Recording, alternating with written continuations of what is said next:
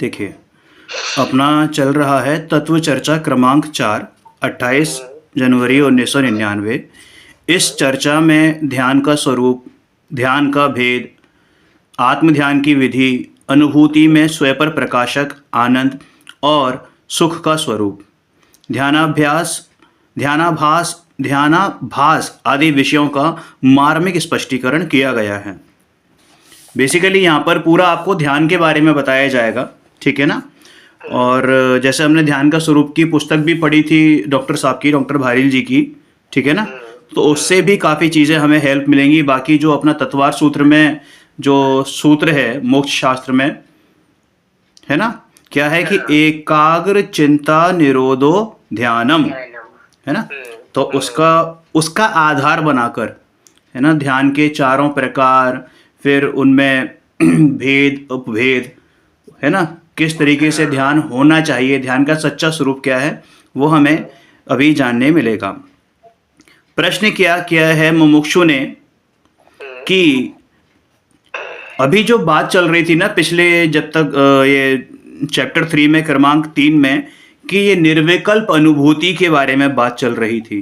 क्योंकि निर्विकल्प अनुभूति से पहले एक सविकल्प अनुभूति नाम का भी एक टर्म आया था, जिसमें यह बताया गया था कि जो मैं आत्मा हूं, मैं शुद्धात्म तत्व हूं, मैं पर द्रव्यों से निराला तत्व हूं, ठीक है ना। ये अनुभूति जो होती है ये सविकल्प अनुभूति होती है। बेसिकली ये चिंतन का ही लक्षण है, चिंतन का ही लक्षण है। मतलब 12 भावना जो होती है ना अपनी अनुप्रेक्षा, 12 अनुप्रेक्षा, 12 अनुप्रेक्षा, उनका ध्यान करना वो निर्विकल्पता से पहले का प्रोसेस है। जब निर्विकल्पता में आते हैं तो वास्तविक अनुभूति होती है, ठीक है ना। सविकल्प अनुभूति में आएगा सब कुछ सविकल्प अनुभूति में, जितना भी करना धरना सोचना समझना जितना भी होता है वो सारा का सारा सविकल्प अनुभूति में ही होता है। समझ में आया? अब यहाँ पर प्रश्न है कि ध्यान किसे कहते हैं, आत्म ध्यान की विधि क्या है। कृपया ध्यान के ध्येय का स्पष्टीकरण कीजिए, ठीक है। तो बाबूजी ने क्या उत्तर दिया कि ध्यान का लक्षण है एकाग्र संचेतन लक्षण, एकाग्र संचेतन लक्षण, एकाग्र चिंता निरोधो ध्यानम, मोक्ष शास्त्र अधिकार 9 सूत्र 27 ऐसा तत्वार सूत्र में है। किसी एक पदार्थ अथवा उसकी अवस्था में उपयोग का एकाग्र होना, उसका नाम ध्यान है। और वो ध्यान जो है वो अंतर मुहूर्त पर्यंत है। क्या है? अंतर मुहूर्त पर्यंत। अंतर मुहूर्त पर्यंत उपयोग का किसी एक भाव में, एक पदार्थ में, द्रव्य में, गुण में, पर्याय में, किसी में एकाग्र होना, इसका नाम ध्यान है। अंतर मुहूर्त पर्यंत, है ना। लक्षण में तो सब में यही घटित होता है। अब वो ध्यान शुभ और अशुभ 2 प्रकार का होता है, ठीक है ना। और आर्थ ध्यान और रौद्र ध्यान के बारे में यह बात चलेगी। थोड़ा सा इस पैराग्राफ को समझने का प्रयास करते हैं। ऊपर जो बात आई है ना कि एकाग्र चिंता निरोधो ध्यानम, मुझे ध्यान है एक बार हमारे जो गुरुजी हैं उन्होंने हमें समझाया था कि एकाग्र क्या होता है। एकाग्र यानी कि जब आपके चित्त में सिर्फ एक ही अग्र हो, अग्र का मतलब आगे हो, मुख्य हो, है ना। जब एक ही मुख्य हो उसको कहते हैं एकाग्र। अब वो एक पर द्रव्य पर भाव भी हो सकते हैं और वो एक निज आत्म तत्व भी हो सकता है। समझ में आया ना बात? तो इस प्रकरण से ये बात चल सकती है, बात समझ सकते हैं कि जो ध्यान है वो स्वयं का भी हो सकता है और पर का भी हो सकता है। और आपको ध्यान होगा हमने पीछे भी एक बार बात कही थी कि जब ज्ञान किसी एक वस्तु में या किसी एक ज्ञेय को लगातार जानता रहता है, लगातार जानता रहता है ना, तो वो जो ज्ञेय है वो ध्यान या ध्येय स्वरूप बन जाती है। वो जो वस्तु है वो क्या बन जाती है, वो ध्येय स्वरूप बन जाती है। उसमें एक बार एग्जाम्पल भी दिया था कि जैसे 10 लोग बैठे हैं एक राउंड टेबल पर और उसमें किसी का एक वॉलेट, एक पर्स बीच में रखा हुआ है ना, और सपोज मैं उस पर्स को मात्र 5 सेकंड के लिए घूरता हूं और किसी ने इस बीच मुझे देख लिया, है ना, तो वो क्या सोचेगा या क्या बोलेगा कि यार क्या बात है, पर्स तेरा है क्या? मैं कहूंगा नहीं। तो फिर उसके मन में क्या विचार आएगा कि इसका नहीं है तो ये घूर क्यों रहा है, क्यों देख रहा है? इसका मतलब इसके मन में कोई ना कोई खोट है ना, है ना। फिर एक एग्जाम्पल और आया था कि जैसे रास्ते में कोई लड़की जा रही है, कोई सुशील व्यक्ति है, सुशील व्यक्ति, ठीक है ना, तो वो तो देखकर अनदेखा कर देगा, ध्यान जाएगा या उसकी तरफ अगर दृष्टि गई भी तो दृष्टि हट भी जाएगी सहज रूप से। लेकिन कोई कुशील व्यक्ति है, छिछोरे लड़के होते हैं ना, और वो क्या कि उसको देखती रहेंगे लड़की को, तो इसका मतलब क्या कि उनके मन में कोई ना कोई खोट है या उस चीज को पाने की लालसा है, अभिलाषा है। समझ में आ गई ना बात? जी हाँ। तो जब हमारा ध्यान या जब हमारा उपयोग किसी एक ऐसी वस्तु पर होता है जहां पर हमारा ध्यान या हमारा ज्ञान कुछ समय लगा रहता है या लगा ही रहता है, ठीक है ना, तो वो वस्तु ध्येय बन जाती है और उसको पाने का हमारा प्रयास शुरू हो जाता है, जिसे लोक में पुरुषार्थ कहते हैं। हालांकि वो पुरुषार्थ नहीं है, क्योंकि पुरुषार्थ तो मात्र मेरे में होता है। समझ में आ गई ना बात? देखो इसको दोबारा पढ़ते हैं, अब आपको और समझ में आएगा। एकाग्र मतलब क्या कि एक का अग्र होना, यानी एक को ही आगे रखना, एक को ही मुख्य रखना, ठीक है। इस सेंटेंस को समझेंगे और हम आगे बढ़ेंगे। ध्यान का लक्षण है एकाग्र संचेतन लक्षण, ठीक है। एकाग्र चिंता निरोधो ध्यानम, यानी किसी एक पदार्थ अथवा उसकी अवस्था में उपयोग का एकाग्र होना, इसका नाम ध्यान है। वो भी अंतर्मुहूर्त पर्यंत, है ना। मतलब अंतर्मुहूर्त आपका जघन्य भी हो सकता है, मध्यम भी हो सकता है और उत्कृष्ट भी हो सकता है, उत्तम भी हो सकता है। हाँ जी। जब अंतर्मुहूर्त पर्यंत कोई भी वस्तु पर अपना ध्यान लगेगा, तो बताया है कि अंतर्मुहूर्त पे जब ध्यान लगता है तब तो केवल ज्ञान की प्राप्ति भी हो सकती है। अरे तो भैया वही तो बता रहे हैं कि वो अंतर्मुहूर्त कहाँ पर है, वो ध्यान लग कहाँ रहा है। अगर पर में लग रहा है तब थोड़ी केवल ज्ञान की प्राप्ति हो जाएगी। नहीं, तब तो नहीं। हाँ, तो वो केवल ज्ञान की प्राप्ति तो तभी हो सकती है ना जब एक अंतर्मुहूर्त में अपने अंदर ध्यान लगाऊं, है ना। भजन है ना कि 2 घड़ी निज नाथ के नजदीक तो आओ। तो वो 2 घड़ी जब मैं अपने निज नाथ में, मेरा निज नाथ जो है ना, मेरा जो अनादि नाथ है, उसके अंदर ध्यान लगाऊं। लेकिन अभी क्या है कि हमारा ध्यान पर द्रव्य, पर भावों में अटका पड़ा है हमारा उपयोग, तो वो ध्यान कुध्यान हो गया। ध्यान कैसे हो गया? कुध्यान हो गया। मतलब जब अपना ध्यान अपने में लगेगा तो केवल ज्ञान की प्राप्ति हो सकती है, और पर में ध्यान लगा तो दुर्गति भी हो सकती है। अब यहाँ पर आपने जो शब्द लिया है ना शक्ति, वो शक्ति वाला तो संभव ही नहीं है। वो शक्ति वाला चीज यहाँ है ही नहीं, होती ही है। अरे जब आप अपनी तरफ ध्यान लगाओगे तो केवल ज्ञान की तो प्राप्ति होगी ही होगी ना, इसमें कोई इफ एंड बट नहीं है। और जब हम पर द्रव्यों में ध्यान लगाएंगे तो कुगति होगी ही होगी, है ना। अब कुगति का मतलब ये मत समझ लेना कि भैया उसको स्वर्ग हुआ तो उसको आपने सुगति मान लिया। वो स्वर्ग भी कुगति में ही शामिल है, क्योंकि वो संसार है, क्योंकि वो संसार है। समझ में आ गई ना बात? चलिए पढ़ते हैं। किसी एक समझ में आई ना बात यहां तक? किसी एक पदार्थ अथवा उसकी अवस्था यानी पर्याय में उपयोग का एकाग्र होना। अब यहां पर यह बात है किसी एक पदार्थ, तो वो पदार्थ कोई से भी हो सकते हैं। मम्मी हो सकती हैं, पापा हो सकते हैं, बेटी हो सकती है। अब बेटी का रिजल्ट आया और वो फर्स्ट आई, मतलब 95% आए। अब वो उसकी जो पर्याय थी उस समय की, अरे मैं तो प्रफुल्लित हो गया। मतलब क्या कि अरे मैंने कितना उसको पढ़ाया, मैंने अपना तन मन धन सब न्यौछावर कर दिया तब जाके वो पढ़ पाई है।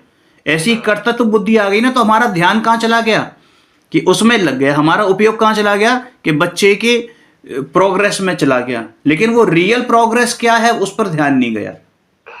लौकिक प्रयोजन पर ध्यान गया। किस पर गया? लौकिक प्रयोजन पर। समझ में आ गई ना बात कि नहीं? उसकी उपादान योग्यता भी थी। हाँ, उपादान थी, लेकिन हमने ये समझा कहाँ? समझ में आ गई ना?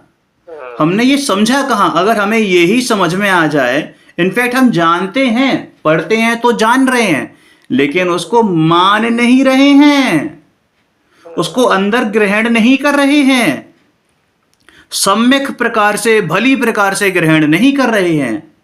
ये हमारी सबसे बड़ी कमजोरी है, सबसे बड़ी कमी है। समझ में आई ना बात? हेलो? हाँ, ठीक है ना? तो देखो क्या बोला कि किसी एक पदार्थ अथवा एक अवस्था में उपयोग का एकाग्र होना, इसका नाम ध्यान है, वो भी अंतर्मुहूर्त पर्यंत। अंतर्मुहूर्त पर्यंत उपयोग का किसी एक भाव में, एक पदार्थ में, एक द्रव्य में, एक गुण में या एक पर्याय में, किसी में एकाग्र होना, इसका नाम ध्यान है। जब ये ध्यान अंदर आता है तो वो सुध्यान होता है, यानी अपने को देखता है, अपने में ध्यान लगता है, यानी अपना ध्येय बनाता है, तो वो सुध्यान होता है। और जब अपने अलावा कहीं भी लगाए, कहीं भी XYZ कहीं भी, वो सारा का सारा ध्यान कैसा है? कुध्यान ही है। और सूक्ष्म बात करूं, सूक्ष्म बात, कि जब हम ये शास्त्र पढ़ रहे हैं और दृष्टि अपनी तरफ ना होकर उन शब्दों पर है, उस क्षयोपशम ज्ञान पर है कि मुझे ये आ जाए, मैं इसका शब्द समझ लूं, मैं प्राकृत सीख लूं, मैं संस्कृत सीख लूं, मैं ये गद्य बनाना सीख लूं, मैं ये पद्य बनाना सीख लूं, मैं ये उपदेश देना सीख लूं, मैं ये प्रवचन करना सीख लूं। समझ में आ गई ना बात? दृष्टि अपने पर ना रहकर उस शास्त्र को पढ़कर उसका अनुवाद करने की और रीडिंग करने की ओर रहती है। समझ में आ गई? तो वो भी कैसा ध्यान है? ये वो भी कुध्यान ही है। वो आत्मकल्याण का साधक नहीं है, बल्कि बाधक है, क्योंकि दृष्टि आपकी अपने पर नहीं है। अरे आचार्य भगवान ने तो यहां तक कहा है कि भैया देखो, उन्होंने भी समयसार जी लिखे तो दृष्टि पर में थी, स्वयं में थी, स्वयं में थी, है ना? वो लिखते समय भी स्वयं में दृष्टि थी। उनका ध्येय ये नहीं था कि इस समयसार के द्वारा किसी मोहित जैन आएगा और उसको इसका फायदा मिलेगा, ये आचार्य अमृतचंद्र आएंगे उनको इसका फायदा मिलेगा, उसकी टीका करेंगे, या आने वाले पूरे पंचम काल है ना, ये जो है चलता रहेगा। ये नहीं था उनका ध्येय। उनका ध्येय तो आत्म आराधना था, अपने समयसार को समझना था, अपने समयसार में लीन होना था, उसका एकाग्र चिंतन करना था। उनके तो अग्रभाग में सिर्फ एक ही विद्यमान था, वो उनका भगवान आत्मा। तो इसलिए उनका ध्यान सुध्यान था। और हम तो यहाँ क्या कर रहे हैं कि भैया पढ़ लिया है हमें को खलु शुद्धो दंसरणाण मयो सदा रूवी, और इसका अर्थ समझ लिया और हम अपने आप को बादशाह समझने लगे। तो ख्याति इसका मतलब होगा भैया, ख्याति लाभ पूजा, हाँ, सब करना, लोभ है, लोभ है, बिल्कुल लोभ है, बिल्कुल लोभ है, लालच है, ठीक है ना? क्यों? क्योंकि जब तक दृष्टि मेरे पे ना होगी तब तक ये लालच ही माना जाएगा। इसलिए तो लोभ लालसा जो होती है वही तो कुध्यान कहलाता है। एब्सोल्युटली, बिल्कुल, सब कुध्यान है, ये सबका सब कुध्यान है। और देखो कुध्यान के दो भेद हैं, है ना? हमें मालूम है, फिर भी एक बार रिपीट करते हैं, आर्त ध्यान और रौद्र ध्यान। और भैया एक बोले वैसा तो संसार में रात दिन तो वही तो चल रहा है, बिल्कुल आर्त ध्यान और रौद्र ध्यान। बिल्कुल। ये हमने धर्म ध्यान और शुक्ल ध्यान किया होता तो संसार में ही ना रहते थे ना, बिल्कुल सही बात से है। चले जाते थे। अगर हमने ये किया होता, शुक्ल ध्यान किया होता, लेकिन शुक्ल ध्यान करना भी तो अपनी रुचि के अनुसार है ना। हम्म। समझ में आ गई ना? अपनी रुचि के अनुसार है, लेकिन अभी रुचि है ही नहीं हमको। हमें रुचि है ही नहीं। हमें किस बात की रुचि है कि हमें ये आ जाए, हमें वो आ जाए, हम करणान योग सीख लें, हम चरणान योग सीख लें, हम प्रथमान योग की कहानियां सीख लें, ताकि हम सामने वाले को बता पाएं, है ना। प्रभावना में लगे हुए हैं, आराधना भूल गए हैं। और यहां तक कि प्रभावना का असली अर्थ भी नहीं मालूम। मालूम है क्या होता है प्रभावना का अर्थ? प्रकष्ट रूप से जिसकी भावना हो, प्रकष्ट रूप से। और प्रकष्ट रूप से किसकी भावना हो सकती है? जो आत्मकल्याण की सिंपल सी बात है, सिंपल सी बात है। जो निर्विकल्पता की ओर ले जाए, ऐसी भावना वही होती है प्रकष्ट प्रभावना, यानी कि अनुप्रेक्षा, बारे अनुप्रेक्षा होती है ना, तो वो एक्चुअल में प्रभावना है। इसलिए तो आजकल ऐसा ही चल रहा है ना भैया, सब ख्याति लाभ पूजा इसमें पड़े हुए हैं और सब नकली प्रभावना। बिल्कुल बिल्कुल बिल्कुल बिल्कुल। ठीक है, चलो आगे बढ़ते हैं कि जैसे अंतर्मुहूर्त पर्यंत उपयोग का किसी एक भाव में, एक पदार्थ में, द्रव्य में, गुण में, पर्याय में, किसी में एकाग्र होना, अरे किसी में भी एकाग्र होना, समझ में आया ना बात?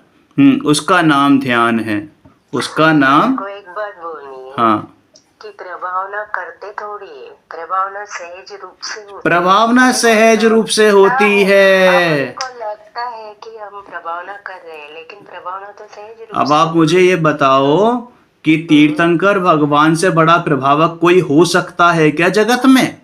नहीं हो सकता। लेकिन उनके मन में है क्या कि मैं प्रभावना कर रहा हूं?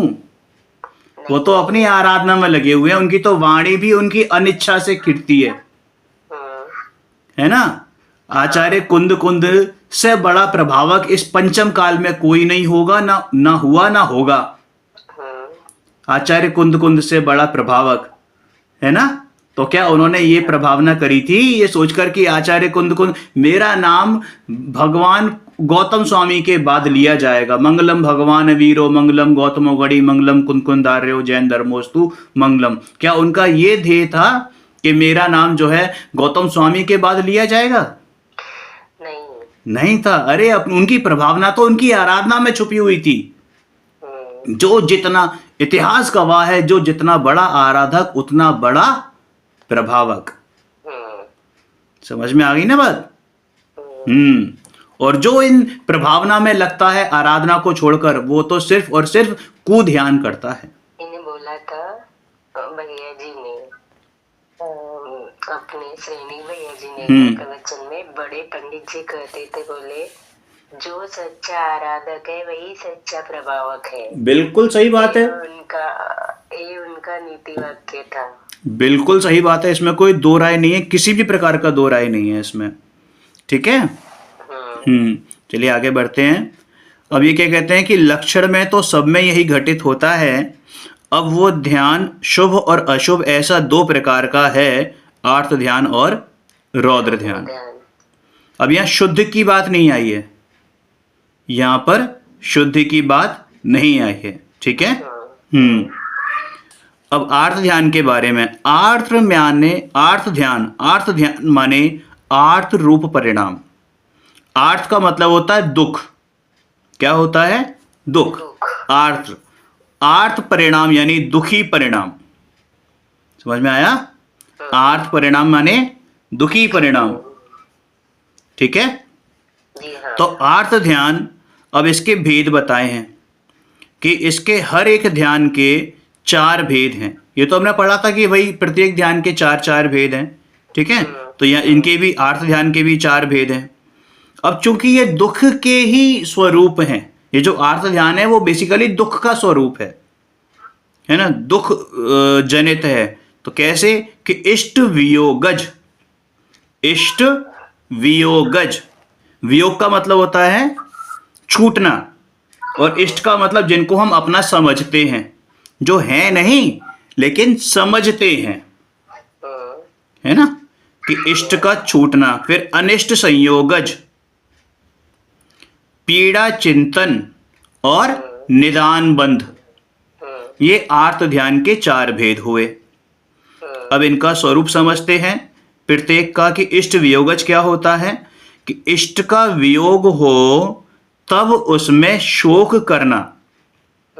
इष्ट यानी जिनको हमने अपना माना है ना, उनका जब वियोग हो, अंतर्मुहूर्त पर्यंत विलाप करना। अब देखो, ये अंतर्मुहूर्त पर्यंत विलाप करने का मतलब ये है कि ऐसा नहीं कि सिर्फ 48 मिनट ही विलाप करते हैं उसके बाद हम खुश हो जाते हैं।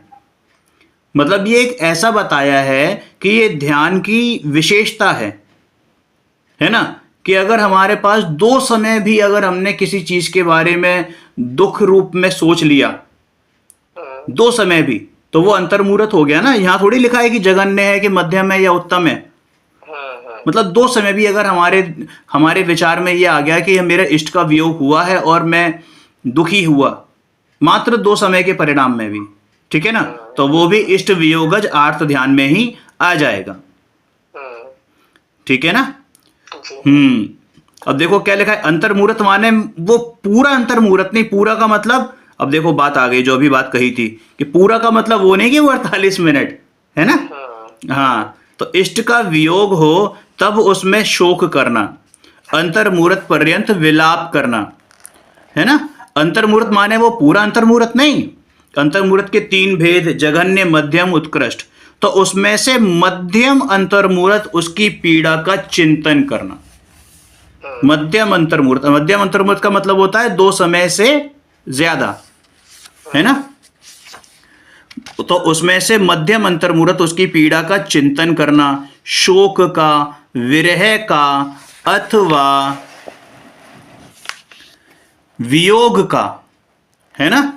किसका वियोग का, जो अपने को अपना भासित होता है लेकिन अपना है नहीं। बहुत बढ़िया, ठीक है। फिर आता है अनिष्ट संयोगज, जो अपने को अच्छा नहीं लगता हो, जो अपने को अच्छा नहीं लगता हो, ऐसे पदार्थ का चिंतन करना कि क्यों मिल गया, क्यों आया ये, इसे चला जाना चाहिए, ये मुझे नहीं चाहिए, इस तरह दुखी परिणाम करना, वो अनिष्ट संयोगज है। देखो, इष्ट में कैसा था कि जो हमें अच्छा लगता है वो चला जाए, जैसे किसी का कोई बहुत प्रिय जन है वो एक्सपायर हो जाए, है ना। जैसे मेरे पापा एक्सपायर हुए थे, तो क्या हुआ था कि भाई इष्ट वियोग, ये आर्त ध्यान हुआ। तो ऐसे ही कभी कोई ऐसी चीज हो जाती, अब जैसे कुम्हार होता है, कुम्हार, ठीक है ना। अब ये अनिष्ट का एग्जाम्पल है, कुम्हार वाला। दुनिया तो चाहती है कि बारिश आए गर्मियों में, और कुम्हार क्या चाहता है कि बस आज बारिश ना हो, क्योंकि मैंने बर्तन बनाए हैं मिट्टी के और वो सुखाने रखे हैं, बस आज बारिश ना आए, और वो क्या आ जाए, बारिश आ जाए। देखो, एक ही घटना हुई है लेकिन पर्सपेक्टिव दोनों का भिन्न भिन्न है ना। मैं क्या चाहूंगा कि बारिश आए, बहुत गर्मी हो रही है, और कुम्हार क्या चाह रहा है कि बारिश ना आए, और बारिश आ जाए तो मैं तो आनंदित हो रहा हूं, गर्मी की निजात मिली, और कुम्हार दुखी हो रहा है। यानी कि इष्ट संयोगज, है ना। कभी कभी हमारे घर में बिन बुलाए मेहमान आ जाते हैं जिनको हम चाहते नहीं कि वो आए, तो फिर हमारे मुंह से क्या निकलता है, हे अतिथि तुम कब जाओगे। निकलता है ना, अतिथि तुम कब जाओगे। तो बस, तो जो हमें अच्छा नहीं लगता, ऐसे पदार्थ का चिंतन करना कि क्यों मिल गया, क्यों आया ये, इसे चला जाना चाहिए, ये मुझे नहीं चाहिए, इस तरह के दुखी परिणाम करना, वो अनिष्ट संयोगज आर्त ध्यान है। क्लियर है। फिर है पीड़ा चिंतन। पीड़ा चिंतन मतलब क्या, कि शरीर में पीड़ा होने पर, व्याधि यानी कि रोग होने पर, बीमारी होने पर, रोग होने पर इसी का चिंतन करना। अरे है, मुझे पता है साइनस है, मैं रात भर सो नहीं पाता, रात भर सो नहीं पाता, पेट दर्द हो रहा है ना, तमाम तरीके की बीमारियां पड़ी हुई हैं, कब्ज हो गई है, पोटी नहीं हो रही, या दस्त हो गए हैं, दिन में कम से कम 10 बार जाना पड़ता है। तो ऐसे ही इसी के बारे में बस सोचते रहना, इसी के बारे में, हाथ दर्द हो रहा है, पैर दर्द हो रहा है, दिल दुख रहा है, सर दर्द हो रहा है। अरे हो रहा है, तेरा शरीर ही नहीं है, तेरा हो क्यों रहा है?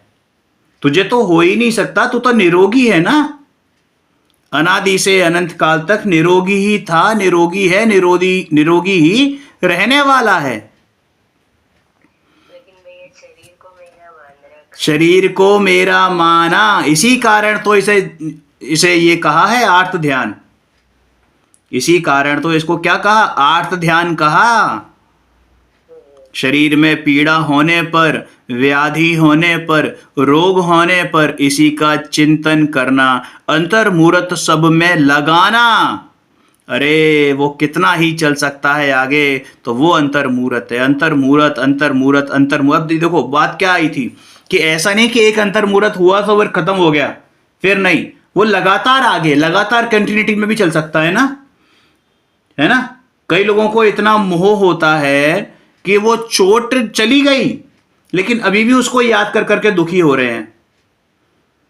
यार मेरा है ना 4 साल पहले फ्रैक्चर हुआ था हाथ में, तो मुझे मालूम है कितनी कष्ट मुझे हुए थे, कितने कष्ट मुझे हुए थे, है ना।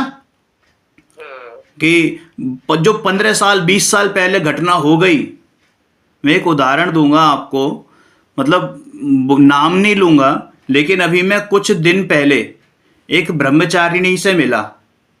अब वो कहने को ब्रह्मचारिणी नहीं है, आप अपने ऊपर मत लेना, आप भी उस श्रेणी में हो, लेकिन मैं आपके लिए नहीं बोल रहा, किसी और के लिए बोल रहा हूं, है ना।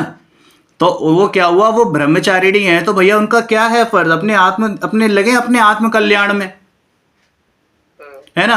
अब वो उनसे बात करी, वो अपने बेटे का रोने बैठ गई, अपने बहू का, अपनी बेटी का, कि मुझे बहुत याद आती है, फलानी आती है।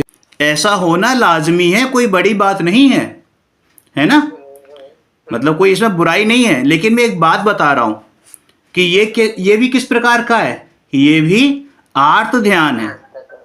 ये भी कैसा है? आर्त ध्यान है। अब वो देखो वो बात कितनी पुरानी हो गई, मतलब वो बात कम से कम 20-22 साल पुरानी थी, वो आज भी उस चीज को याद करके अगर कोई रो रहा है तो इसका मतलब वो अंतर्मुहूर्त अंतर्मुहूर्त अंतर्मुहूर्त वो कभी खत्म ही नहीं हो रहा, वो लगातार चल रहा है, वो लगातार चल रहा है, ठीक है ना। फिर लास्ट वाला है निदान बंध। कौन सा है? निदान बंध। निदान का मतलब होता है कि भविष्य की कामना करना, भविष्य के लिए यानी आगामी काल के लिए भोगों की आकांक्षा करना, ये निदान बंध है। कल मैं अंबानी के घर के आगे से गुजरा तो मेरे मन में क्या विचार आया, काश अरे चलो इस जैसा नहीं, इसका 1% भी मेरा घर हो जाए, इसकी 1% दौलत भी मेरे पास आ जाए। क्या समझ में आई बात है? मेरी उम्र के, हाँ, अपने मन में लालसा आना कि अरे मेरा जीवन सफल हो जाएगा, मेरा जीवन सफल हो जाएगा। समझ में आई ना बात? तो ये कैसा बंध है कि ये निदान बंध है। यार ये जो है ना, मैं इतनी मेहनत करूंगा कि जिम जाऊंगा डेली और मैं आगे जाके है ना, मैं अपने शरीर को बिल्कुल हष्ट पुष्ट कर लूंगा, एकदम 6 पैक एब बना लूंगा, तो सब मेरे को देखेंगे, है ना, सब मुझे देखेंगे, मुझे ऑफर्स आएंगे बहुत अच्छे अच्छे, है ना। तो ये क्या चीज है? ये सब निदान बंध है। कैसी है? निदान बंध है, भविष्य के लिए। हाँ, चाहा, बिल्कुल। अरे आप और तो और, हम जो भविष्य के लिए पैसा जोड़ते हैं ना, सेविंग करते हैं, सेविंग, चाहे वो किसी भी मद में हो, चाहे हम अपने घर के लिए हो, परिवार के लिए हो, यहां तक कि insurance, life insurance, health insurance भी जो हम करते हैं, वो क्या है? वो सब का सब निदान बंध है, क्योंकि वो भोगों के लिए तो कर रहे हैं हम, भविष्य के भोगों के लिए कर रहे हैं ना। और ये पता नहीं क्यों ये देखा गया है कि अगर कोई अपनी हारी बीमारी के लिए पैसे जमा करता है ना, वो उसके पैसे हारी बीमारी में ही खर्च होते हैं। मतलब उसके घर में हारी बीमारी आएगी ही आएगी, दैट इज फॉर श्योर। समझ में आ गई बात? क्योंकि भोगों की आकांक्षा है ना हमको। तो ये वाले जो ध्यान थे, ये 4 प्रकार के आर्त ध्यान, ये कैसे ध्यान थे? ये सारे के सारे थे दुख जनित, दुख रूप, है ना। इनमें हमें कहीं भी खुशी नहीं मिली, हम दुखी दुखी होते हैं बस। हम जो लास्ट वाला निदान बंद है उसमें भी तो दुखी है ना आज की स्थिति को देखकर, कि मेरे पास तो सामने वाले से कम पैसा है, काश मेरे पास बहुत अच्छा इतना पैसा हो जाता कि मैं इतना नहीं तो इतना तो कर ही लेता, है ना। तो भोगों में आया हुआ पैसा भोगों में ही जाएगा, भोगों में ही जाता है, और वो दुख रूप है, वो दुख रूप ही है। कैसा है? दुख रूप ही है। फिर आता है हमारा रौद्र ध्यान। रौद्र ध्यान क्या होता है? देखो ये दोनों प्रकार के हैं ना, अशुभ ध्यान ही है, चाहे वो आर्त ध्यान हो और चाहे वो रौद्र ध्यान हो। ये दोनों अशुभ अशुभ हैं ये दोनों, ठीक है। अब ये जो रौद्र ध्यान है ये क्या है? ये बेसिकली अगर हम बात करें तो ये आनंद मनाने वाला है। अब आनंद वो इंटरनल आनंद नहीं, अतीन्द्रिय आनंद की बात नहीं है यहां पर, बाहरी क्रियाओं में आनंद मानना, है ना। बाहरी क्रियाओं में आनंद मानना, उसका नाम है ये वैसे आनंद की बात है। तो ये 4 प्रकार का होता है: हिंसानंदी, मृषानंदी, चौर्यानंदी, जिसको हम स्तेयानंदी भी कहते हैं, और परिग्रहानंदी, ठीक है। हिंसानंदी का मतलब है कि माने हिंसा करके आनंदित होना, मतलब ऊपर से हिंसा करी, एक तो हिंसा करी, ऊपर से तुम आनंद भी मना रहे हो, पाप में आनंद मनाना। पाप में देखो, एक बहुत, आपने पाप का नाम लिया ना, अब ध्यान आ गया मुझे, मैं क्या बोलना चाह रहा था भूल गया था। ये जो दोनों प्रकार के ध्यान है ना, दोनों प्रकार के ध्यान, आर्त ध्यान और रौद्र ध्यान, आप पाप भाव में लिप्त हो और वो पाप क्रिया आपकी पूरी ना हो पाए, पाप क्रिया पूरी ना हो पाए, वो पाप भाव पूरा ना हो पाए, आप चाहते हो लेकिन वो पाप क्रिया, वो क्रिया पूरी ना हो, वो पाप कार्य पूर्ण ना हो, उसको कहते हैं आर्त ध्यान,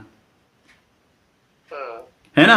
और वो पाप कार्य पूर्ण हो जाए और उसमें हम आनंद मनाएं, उसको कहते हैं रौद्र ध्यान। समझ में आ गई बात, है ना। यानी पाप का, हिंसा, झूठ, चोरी, कुशील, परिग्रह का ना होना, ना होने से मतलब मैं चाहता हूं हो लेकिन वो हो ना पाए, तो उसमें जो दुख आया, दुख उत्पन्न हुआ, समझ में आ गई, तो वो हो गया आर्त ध्यान। और ये 5 पापों में से कोई भी 1 या 4 और 5 पूरे हो जाएं और फिर मैं आनंद मनाऊं, तो इसका नाम है रौद्र ध्यान। तो हिंसानंदी माने हिंसा करके आनंदित होना, हिंसा का परिणाम करके अथवा उसके साथ में हो जाए तो द्रव्य हिंसा भी हो जाए। मतलब क्या कि देखो हमारे यहाँ 3 चीजें होती है ना, कृत कार्य अनुमोदना, कि या तो खुद किया, किसी से करवाया, या कहीं हो गई तो उसकी अनुमोदना करी। जैसे कि अभी रूस और यूक्रेन में युद्ध हुआ, ठीक है ना, तो हो सकता है कुछ लोग रूस के साथ हों, कुछ लोग यूक्रेन के साथ हों, है ना। तो क्या कह रहे हैं, अरे बढ़िया है, बढ़िया है ना, रूस की ये रूस ने आक्रमण कर दिया यूक्रेन पर, बढ़िया है। और कुछ कह रहे होंगे कि ये रूस को सबक मिलना ही चाहिए, ये यूक्रेन ने भले ही उस पर 100 थप्पड़ पड़े हों, लेकिन यूक्रेन ने भी 1 थप्पड़ तो मारा है, रूस को उसकी औकात याद दिलाइए। मतलब इस तरीके से अंदर आनंद होना, है ना। तो ये क्या हो गया कि हिंसानंदी, हिंसानंदी। अब ये द्रव्य हिंसा हो जाए तो हो जाए, अपने यहाँ तो परिणामों का फल मिलता है ना। क्या मिलता है? क्रोधकारित अनुमोदन का फल पाप तो एक समान हो। बिल्कुल बिल्कुल।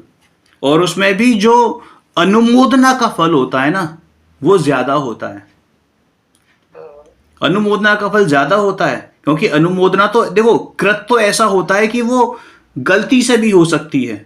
अब मुनिराज चल रहे हैं, है ना, तो वो 4 हाथ दे के चल रहे हैं, एरिया समिति का पालन करते हुए चल रहे हैं, और कदाचित कोई चींटी वगैरह आके उनके पैर के नीचे चली जाए, और जिसका उनको मालूम भी ना हो, तो उसका उनको पाप नहीं लगता। ये बात तो आप भी जानते हो, है ना। लेकिन अगर कोई प्रमाद होके चल रहा है, प्रमादी होकर, जिसे कोई होश ही नहीं है, और उसके नीचे कुछ भी नहीं आया, कुछ भी नहीं, हिंसा नहीं भी हुई, फिर भी उसको पाप लगेगा, हिंसा का पाप लगेगा। समझ में आ गई बात? जी हाँ। हाँ, तो देखो इसको पढ़ते हैं, फिर इसके बाद अगली क्लास में लेंगे, सिर्फ इसको पढ़ने के बाद वाइंड अप करेंगे। देखो, हिंसा नंदी माने हिंसा करके आनंदित होना, हिंसा का परिणाम करके अथवा उसके साथ में हो जाए तो द्रव्य हिंसा हो जाए, मतलब द्रव्य हिंसा हो जाए तो हो जाए। द्रव्य हिंसा तो ये नहीं करता, लेकिन द्रव्य हिंसा का भाव करता है। तो द्रव्य हिंसा का भाव और उसके साथ द्रव्य हिंसा हो जाए तो उसमें आनंद मनाना, आनंद मानना, यानी जिसको ये नहीं चाहता है उसका कुछ भी नुकसान होना, मतलब बिगाड़ होना, उसका नाम हिंसा नंदी रौद्र ध्यान है। समझ में आ गई बात? बहुत इजी लैंग्वेज है, ठीक है ना। मृषानंदी, मृष का मतलब होता है झूठ, तो झूठ बोलकर आनंदित होना। हम बचपन में क्या करते थे, हम गलती थी, अब ध्यान आता है कि हमने गलत किया। उस समय तो नॉलेज नहीं थी, तो टीवी में है ना वो अप्रैल फूल वगैरह के बारे में काफ़ी चीज़ें आती थी, है ना। बच्चे अभी भी करते हैं, अप्रैल फूल बनाते हैं, किसी को बेवकूफ़ बनाते हैं, पीछे छुप जाएंगे और आ करेंगे, है ना, है ना। या फिर किसी को कुछ भी बोल देंगे कि देखो देखो उसने बुलाया, और वहां पता लगता है कि किसी ने बुलाया ही नहीं, है ना। हम स्कूल में क्या करते थे, जैसे टीचर से बोल दिया मैम आपको प्रिंसिपल मैम बुला रही हैं, अब वो बेचारी टीचर गई वहां पे, पता लगा प्रिंसिपल ही नहीं है। अब वो बात अलग है, उसने आके हमें 2 जड़ दिए, लेकिन हमने उस समय तो आनंद मनाया ना, कि देखो हमने बेवकूफ बनाया, उल्लू बनाया। समझ में आ गई ना बात? तो झूठ बोलकर आनंदित होना, झूठ बोलने से कोई वस्तु मिल जाए, वो झूठ से तो मिली नहीं बल्कि पूर्व योग से मिलती है। मतलब अगर हमें कोई वस्तु प्राप्त होती है तो वो झूठ से नहीं प्राप्त होती, अगर मिल भी जाती है वास्तव में झूठ बोलने से, तो वो झूठ बोलकर प्राप्त नहीं होती, वो तो पूर्व योग में था, उसकी तत्समय की योग्यता से उससे मिली है। लेकिन हमने क्या आनंद मनाया कि देखो झूठ बोला और मुझे ये प्राप्त हो गया। समझ में आ गई बात? अब देखो इसको एक एग्जाम्पल लेते हैं अपने कॉर्पोरेट में, जैसे हम जॉब करते हैं, ठीक है ना। अब कल की सपोज मुझे छुट्टी चाहिए, क्या चाहिए, कल की सपोज मुझे छुट्टी चाहिए, और बहाना नहीं सूझ रहा को मुझे कोई, तो मैंने क्या बोल दिया बॉस से, बॉस मेरी मम्मी की तबीयत बहुत खराब है, मेरी बच्ची की तबीयत खराब है, मेरे पत्नी की तबीयत खराब है ना। या फिर उसी दिन बोल दिया कि मेरे है ना पैर में स्लिप हो गया और मोच आ गई, होता है ना कई बार, झूठ बोल दिया और बॉस ने कहा चल ठीक है, और हमने देखो क्या क्या, देखो मैंने छुट्टी ले ली आज की, मजे आ गए। समझ में आ गई बात? तो ये क्या हो गया कि ये झूठ बोलकर आनंदित होना। झूठ बोलने से कोई वस्तु मिल जाए तो मिल जाए, लेकिन वो झूठ बोलने से नहीं मिलती है, वो पूर्व योग से मिलती है। लेकिन वो व्यक्ति जिसने झूठ बोला है वो आनंद मनाता है ना। अब वही जो मैंने बोला था कि व्यवसाय में कहीं भी अपने इष्ट की सिद्धि के लिए, यानी अपनी जो चाहता है उसकी सिद्धि के लिए, किसी भी तरह से ये वस्तु मिल जाए, किसी भी तरह से मेरा प्रमोशन हो जाए, किसी भी तरह से मेरा बिजनेस चल जाए। अब इंश्योरेंस लेते हैं लोग, इंश्योरेंस बेचते हैं ना, इंश्योरेंस वाले, इंश्योरेंस एजेंट या वकील, ये क्या करते हैं, अरे इनको तो ये रौद्र ध्यान हो रहा है प्रतिपल, जिंदगी के साथ भी जिंदगी के बाद भी, ये कहकर ये LIC बेचते हैं, इंश्योरेंस बेचते हैं, कितने झूठे झूठे वादे करते हैं कि आपको ये हो जाएगा तो ये मिलेगा, ये हो जाएगा तो वो मिलेगा, और पता लगा कि 80% क्लेम्स तो मिलते ही नहीं है। और दूसरी बात कि अगर मिल भी जाए तो भैया वो उतना नहीं मिलता जितना वो बोल कर गया है। आप इतना लगाओगे तो इतना मिल जाएगा, पता लगा कि उसका आधा ही रह गया। समझ में आ गई बात? तो ये क्या है कि ये व्यवसाय में किसी भी कहीं भी अपने इष्ट की सिद्धि के लिए किसी भी तरह से है ना। आनंद मनाना, ये क्या हो गया, मृषानंदी रौद्र ध्यान। चौर्यानंदी रौद्र ध्यान, ये तो साफ साफ लिखा हुआ है कि चोरी करके आनंद मनाना। अब चोरी करना और चोरी करने का भाव करना, दोनों ही प्रकार के उसमें ये आनंद मनाने वाली बात है ना। फिर परिग्रहानंदी, कि परिग्रह का संचय जितना हो उससे और अधिक होता जाए, उसमें आनंदित होना। और पैसे आए, और पैसे आए, और बड़ा घर, और बड़ा घर, और बड़ा घर, और बिजनेस, और बिजनेस, और बिजनेस, और कपड़े, और लत्ते, है ना, और मान और सम्मान, ये सब परिग्रह में ही आता है। तो परिग्रह नंदी रौद्र ध्यान। और परिग्रह का सबसे बड़ा, देखो सबसे बड़ा पाप कौन सा है, पता है आपको कौन सा है? परिग्रह ही है, कैसे? क्योंकि परिग्रह से सब पाप होता है। कौन सा, बताओ तो सही, एग्जाम्पल दो। परिग्रह में सबसे बड़ा पाप तो मिथ्यात्व। हाँ, क्योंकि परिग्रह का एक भेद है मिथ्यात्व, और मिथ्यात्व सब पापों की जड़ है। खाने समझ में आए ना। तो ये परिग्रह नंदी रौद्र ध्यान, यानी कि परिग्रह का संचय जितना हो उससे और अधिक होता जाए, उसमें आनंदित होना, ये परिग्रह नंदी रौद्र ध्यान है। समझ में आया। चलिए आज इतना ही करते हैं, बाकी फिर बाद में। कुछ पूछना है आपको? कैसे है परिग्रह का मिथ्यात्व? क्या? कैसे है परिग्रह का? परिग्रह के भेद है ना, 24 प्रकार के परिग्रह होते हैं, जिसमें 10 प्रकार के बाहरी परिग्रह होते हैं, बाह्य परिग्रह, और 14 प्रकार के अंतरंग परिग्रह होते हैं। तो जिसमें एक परिग्रह का जो भेद है अंतरंग परिग्रह, उसका नाम मिथ्यात्व है। बाकी फिर 4 कषाय, क्रोध मान माया लोभ, और 9 कषाय, हास्य रति अरति शोक भय जुगुप्सा स्त्री वेद पुरुष वेद और नपुंसक वेद। तो इस प्रकार से 14 अंतरंग परिग्रह के भेद हैं, जिसमें एक भेद मिथ्यात्व भी है। और चूंकि मिथ्यात्व परिग्रह का भेद है, और सारे पापों की जड़, इस संसार सागर की जड़ मिथ्यात्व है ना। हेलो। लेकिन मिथ्यात्व परिग्रह का भेद कैसे है, ये एक्सप्लेन कर दो। परिग्रह का भेद मिथ्यात्व ऐसे है, परिग्रह का मतलब होता है कि पर वस्तु को ग्रहण करने की आकांक्षा, या अब ग्रहण करने का मतलब ये नहीं कि वो मेरे पास हो, यानी पर वस्तु में आनंदित होना, पर भावों में आनंदित होना, एकत्व बुद्धि, ममत्व बुद्धि, कर्तत्व बुद्धि, भोक्तत्व बुद्धि होना, पर द्रव्यों में, पर भावों में, इसी का नाम मिथ्यात्व है। और इसलिए इस अपेक्षा से बात करें तो परिग्रह मिथ्यात्व परिग्रह का भेद है। मिथ्यात्व का मतलब क्या होता है? मिथ्यात्व, त्व का मतलब पना, और मिथ्या का मतलब भ्रांति, है ना। जो है नहीं उसको अपना मानना या उस रूप भाव करना। मिथ कहते हैं ना, इंग्लिश में मिथ होता है। मिथ, मिथ का मतलब क्या, कि जो फैक्ट नहीं है, जो फैक्ट नहीं है उसका मतलब उसको सच मान लेना, उसका नाम मिथ होता है।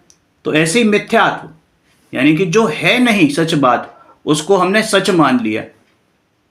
और परिग्रह इस प्रकार से उसका भेद है, क्योंकि परद्रव्यों को हम सच मान लेते हैं, परद्रव्यों में एकत्व बुद्धि करते हैं, परद्रव्यों में ममत्व बुद्धि करते हैं, भोक्तत्व बुद्धि करते हैं, कर्तत्व बुद्धि करते हैं, और ये सब मिथ्यात्व में आता है ना।